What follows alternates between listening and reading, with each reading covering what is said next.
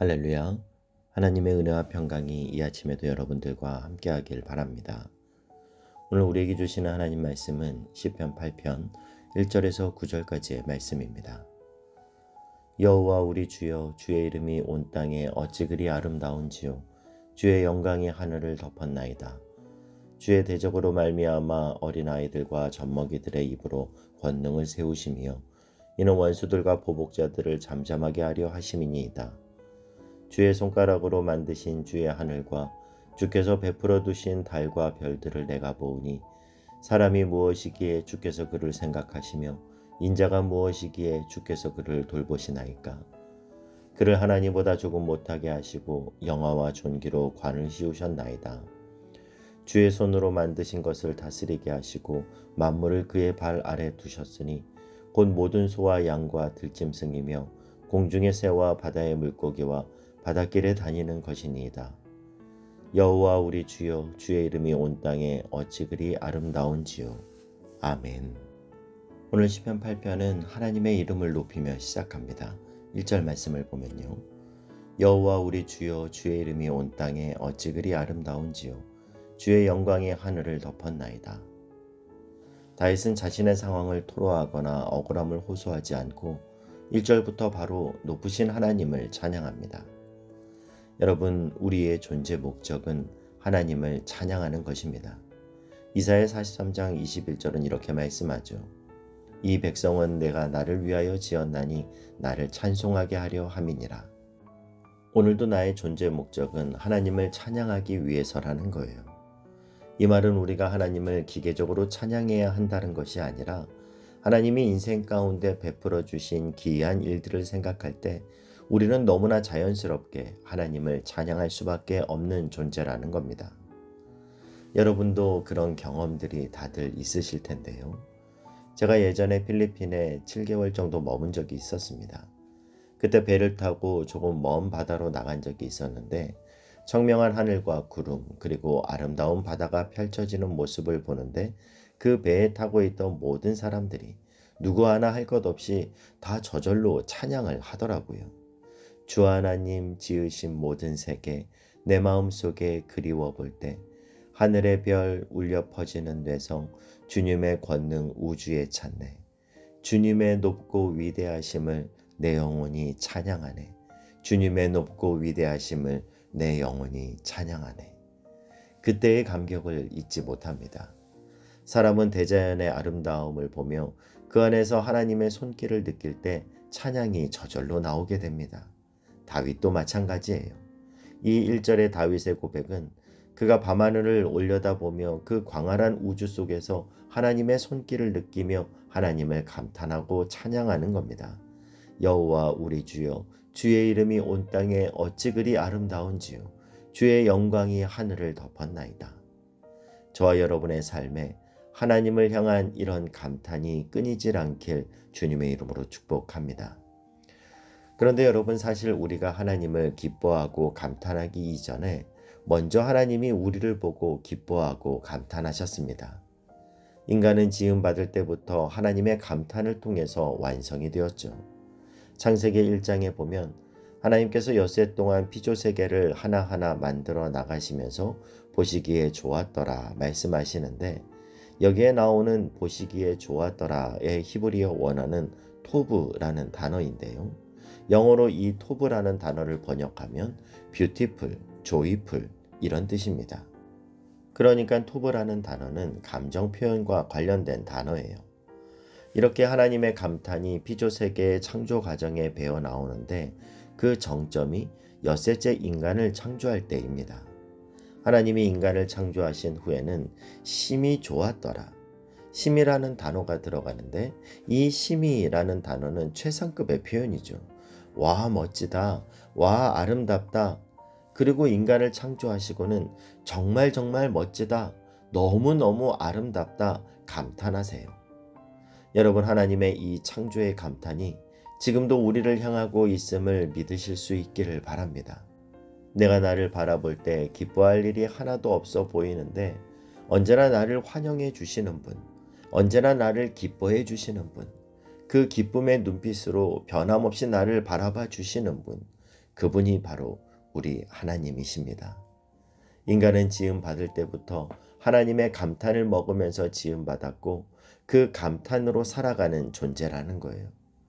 여러분의 삶에 이 하나님의 감탄이 회복되길 축복합니다. 예배 때마다 여러분을 향하신 이 하나님의 감탄, 너 정말 정말 멋지다. 너 정말 정말 아름답다. 너 지금 너무너무 잘하고 있다. 이 하나님의 감탄이 들려지길 주님의 이름으로 축복합니다. 그래서 우리는 이걸 놓고 기도해야 합니다. 하나님, 내 삶 속에 여호와로 인하여 기뻐하는 것이 이것이 내 인생의 힘이 됨을 맛보아 알기를 원합니다. 저는 우리 모두가 여호와로 인하여 기뻐하는 그것, 이것이 우리 가정의 힘이고 이것이 우리 인생의 힘이고 이것이 우리 삶의 힘임을 맛보아 하는 저와 여러분이 되실 수 있기를 바랍니다. 그리고 그 감탄을 우리의 믿음의 자녀들에게 하나님의 마음으로 항상 들려주는 믿음의 부모 되실 수 있길 주님의 이름으로 축복합니다. 2절 말씀을 보면요. 주의 대적으로 말미암아 어린아이들과 젖먹이들의 입으로 권능을 세우시며 이는 원수들과 보복자들을 잠잠하게 하려 하심이니이다. 이 시편 8편을 기록한 다윗은 자기 자신이 정말 연약한 존재라는 것을 잘 알고 있었습니다. 우리가 잘 알듯이 아버지 이새가 사무엘이 찾아와서 이새의 아들들을 보고자 했을 때 다윗을 아들 취급도 하지 않았을 정도로 다윗은 집에서도 무시당하던 가장 연약한 존재였습니다. 그리고 골리앗을 죽이며 온 이스라엘에 그의 존재가 다 드러났지만 그럼에도 그 후 그의 처지는 사울 왕에게 쫓기는 도망자 신세가 되고 말죠. 그리고 그 이후에도 다윗의 삶은 2절 말씀처럼 늘 원수들과 보복자들에게 둘러싸여 괴로움이란 괴로움은 다 느끼며 살았던 삶이었습니다. 하지만 분명한 것은 다윗은 알고 있었어요. 하나님은 자신과 같은 연약한 자의 하나님이시고 또 자신의 원수와 대적자들을 잠잠하게 하실 하나님이시라는 것을요. 그래서 그것을 지금 2절에서 찬양하고 있는 겁니다. 여러분, 우리에게 믿음이 참 중요합니다. 하나님이 앞으로 나에게 어떤 일을 행하실지를 바라보고 또 기대하는 그 믿음이요. 언젠가 어떤 목사님의 자서전을 보는데 이런 고백이 있었습니다. 목회하면서 수많은 문제들을 믿음으로 응답받고 이겨왔는데 그럼에도 불구하고 참 견디기 어려운 순간들이 있었다라는 거예요. 포기하고 싶고 혹은 너무나 걱정이 되고 두렵고 안 될 것 같고 그런 순간들이 늘 있었다라는 겁니다. 하지만 그런 믿음의 끝자락에서 하나님이 자신을 테스트하실 때 자신의 입술에서 받기 원하셨던 하나님의 뜻은 결국 찬양이었다 고백합니다. 그래서 기도하다가 정말 답답하고 두렵고 걱정이 휩싸였을 때 늘 마지막에는 찬양을 했고 그렇게 찬양할 때 하나님은 자신을 수렁에서 건지시고 믿음대로 늘 선물을 주신 분이시다라는 그렇게 표현하는 것을 본 적이 있습니다. 여러분, 우리의 최고의 무기는 찬양인 줄 믿습니다. 우리 삶에 이런저런 문제들이 찾아올 때 내가 이것을 회복할 수 있을까? 여기서 내가 이겨낼 수 있을까?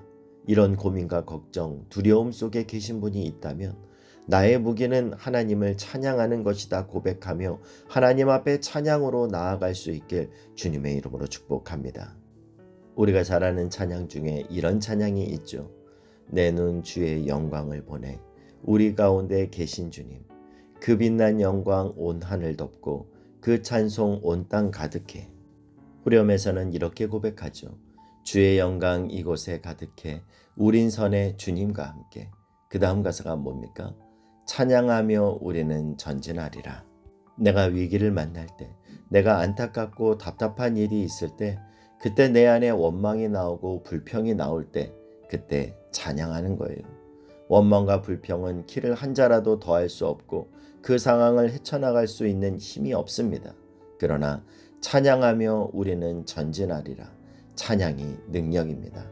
마음이 우울할 때, 마음이 힘들 때 우리가 하나님을 찬양하면 거기에 어두운 마음을 물리치게 만드는 능력이 나타나는 줄 믿습니다. 여러분, 늘 찬양을 가까이 하시고 여러분의 입술에 찬양이 늘 흥얼거려지고 고백되어지길 주님의 이름으로 축복합니다. 3절에서 5절까지의 말씀을 보면요. 주의 손가락으로 만드신 주의 하늘과 주께서 베풀어 두신 달과 별들을 내가 보오니 사람이 무엇이기에 주께서 그를 생각하시며 인자가 무엇이기에 주께서 그를 돌보시나이까. 그를 하나님보다 조금 못하게 하시며 영화와 존귀로 관을 씌우셨나이다. 다윗이 밤하늘의 별과 달 등 하나님의 창조물들과 자연의 섭리와 이치를 보는데 상대적으로 너무나 연약하고 초라한 자신의 모습도 함께 보게 됩니다. 그러면서 다윗이 고백하길, 저는 너무나 작고 연약한 존재인데 하나님, 제가 대체 무엇이길래 나를 이렇게까지나 돌보아 주십니까? 여러분, 이것이 저와 여러분을 향한 하나님의 사랑입니다. 하나님은 우리를 언제나 축복하시는 우리 아버지이십니다. 오늘도 나를 그 충만하신 사랑으로 덮어주기에 내가 바로 복된 자인 줄 믿습니다. 여러분, 찬양할 때에 치유가 일어나고 찬양할 때에 회복이 일어납니다. 찬양할 때 우리의 어그러지고 왜곡되었던 그 모든 자존감과 자아상은 회복됩니다. 오늘 다윗은 그것을 찬양 중에 경험하고 있습니다.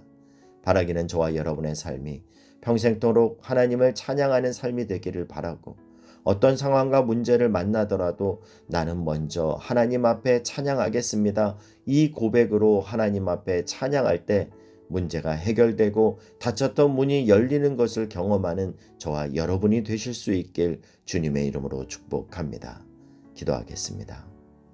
사랑하는 하나님, 문제 많고 슬픔 많은 땅을 향했던 우리의 시선이 이 아침 주님을 향하게 하시고 온 세상과 우주에 가득한 하나님의 영광을 바라보며 찬양 속에서 주님을 만나게 하여 주옵소서.